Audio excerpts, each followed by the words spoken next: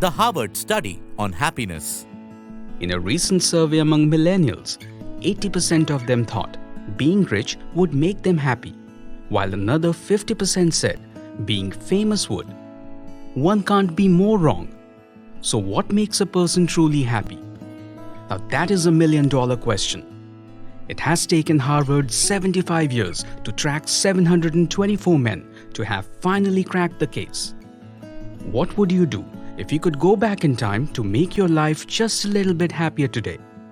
Would you make different choices? Act differently? At some point, we've all been at the what-if crossroads and wondered if we would be happier now if we had made some changes when we were younger. Well, you don't need to go back in time. Harvard University has done that for you. In possibly the longest ever research project, the Harvard Study of Adult Development got together 724 teenaged men and observed them over 75 years.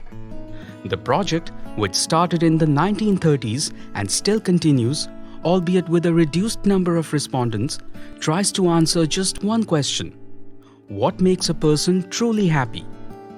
The Harvard study finds that first, social connections are really good for us, while loneliness can kill.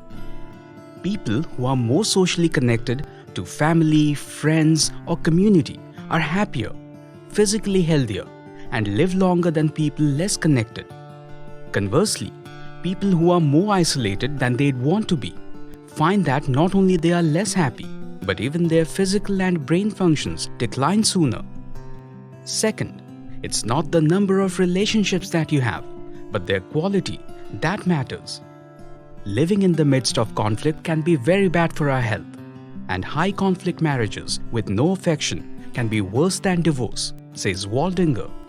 And lastly, good relationships don't just protect our bodies, they protect our brains too. The men who were most satisfied in their relationships at age 50 were the ones happiest and healthiest at 80. Good relationships also keep us smarter, sharper, and less prone to physical pain. Those who were securely attached to another person in their 80s, even if that relationship wasn't always smooth, reported a sharper memory. Being secure in a relationship also made physical pain more bearable, while those who were less connected found their physical pain magnified by their emotional one. That makes intuitive sense, doesn't it? The study also underscores the fact that happiness does not depend on social class or economic circumstances. Clearly, it is not about fame, wealth, or high achievement. Good relationships keep us happier and healthier. Maybe it will be a good idea to give the multiple screens a pass and replace a Facebook conversation with a face-to-face conversation. Happiness is always just around the corner.